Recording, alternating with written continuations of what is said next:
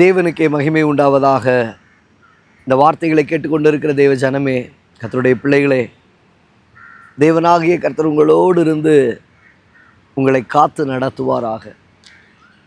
இந்த நாளிலும் கர்த்தர் உங்களோடு கூட பேசுகிற அவருடைய வார்த்தை ஏசாயா எழுதின தீர்க்க தரிசனத்தின் புஸ்தகம் 58ஆம் அதிகாரம் 11வது வசனத்தில் வாசிக்கிறோம். கர்த்தர் நித்தமும் உன்னை நடத்தி மகா வறட்சியான காலங்களில் உன் ஆத்துமாவை திருப்தியாக்கி. கர்த்தர் உன்னை நித்தமும் நடத்தி. தேவனாகிய கர்த்தர் உங்களோடு கூட பேசுகிற அவருடைய வார்த்தை, அவர் நித்தமும் உங்களை நடத்துவார். ஆமென், ஆமென். அவர் நித்தமும், என்னைக்கும், எந்த நேரத்திலும், எந்த நிமிஷத்திலும் அவரே உங்களை நடத்துவார்.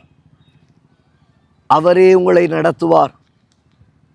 வசனம் சொல்லுகிறது, இந்த தேவன் என்றென்றைக்கும் உள்ள சதா காலங்களிலும் நம்முடைய தேவன், மரண பரியந்தமும் அவர் நம்மை நடத்துவார்.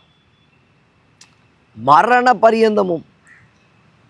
ஏதோ பாதியில் பிடிச்சிட்டு பாதியில் விடுகிற கர்த்தர் இல்லைங்க. தாயின் கருவிலே தோன்றுவதற்கு முன்பாகவே அவருடைய கண்கள் உன்னை கண்டது. அங்கேயே முன்குறிச்சிட்டார், அங்கேயே பிடிச்சிட்டாரு. அன்றைக்கி ஒரு பிள்ளையை பார்த்தேன், சர்ச்சுக்கு வந்தாங்க, பேசிகிட்டு இருந்தாங்க.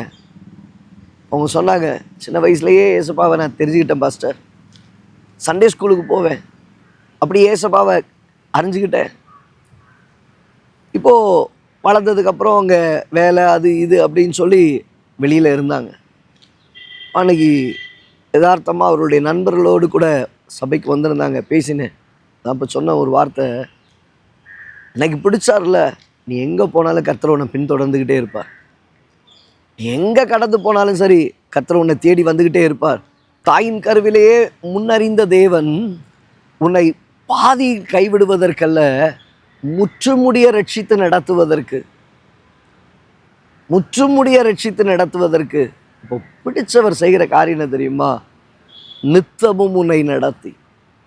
அது எப்படி? வாழ்விலானாலும் சரி, தாழ்விலானாலும் சரி, நன்மையாக இருந்தாலும் சரி, தீமையாக இருந்தாலும் சரி, எல்லா இடத்திலும் அவர் உங்களை நடத்தத்தக்கதாக. வசனம் சொல்லுது, மகாவறட்சியான காலங்களில் உன் ஆத்துமாவை திருப்தியாக்கி. அப்போ வறட்சி வந்துச்சுன்னா அங்கே நன்மை இருக்காது. வறட்சி உண்டாச்சுன்னா அங்கே ஆசீர்வாதம் கிடைக்காது.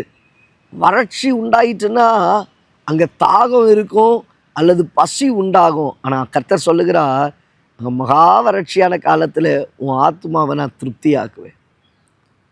ஐ வில் சாட்டிஸ்ஃபை யூ. நான் உன்னை திருப்தியாக்குவேன். உலகத்தில் இருக்கிறவங்களுக்கு பஞ்சதாம்பா, ஆனால் தேவ பிள்ளையே, உன்னை நான் கரம் பிடிச்சிட்டேன். கரம் பிடிச்சனா உன்னை ஒவ்வொரு நாளும் நடத்தேன். உனக்குரிய தேவையை நான் சந்திப்பேன். வறட்சி தான், வறட்சி தான். அந்த இடத்துல உனக்கு நன்மை, திரட்சியை நான் உனக்கு கொடுப்பேன், ஆசீர்வாதத்தை உனக்கு கொடுப்பேன். நீ திருப்தியாகி போகிற அளவுக்கு, திருப்தியாகி நடத்தப்படுகிற அளவுக்கு உன்னை நான் பூரணப்படுத்தி ஆசீர்வதிப்பேன். வேன் ஆமென். தேவ பிள்ளையே, சோர்ந்து போகாது. கர்த்தர் நித்தமும் உன்னை நடத்துவார்.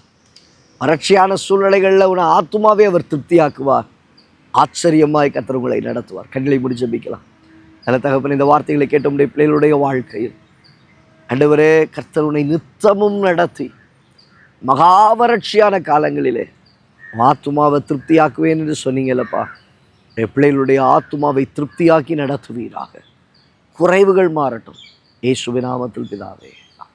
ஆம் தேவ பிள்ளையே, தேவஜனமே, என் தேவன் அவர் உன்னை நித்தமும் நடத்துகிறவர். ஒரு நாள் பிடிச்சிட்டு விடுகிறவர் அல்ல. நித்தமும் நித்தமும் நித்தமும். அது என்ன சூழ்நிலைகளானாலும் சரி, எவ்வளவு கடினமான பாதைகளானாலும் சரி, அவர் முற்றுமுடிய ரட்சிக்க வல்லமை உள்ளவர். உன் ஆத்துமாவை திருப்தியாக்குவார். God bless you.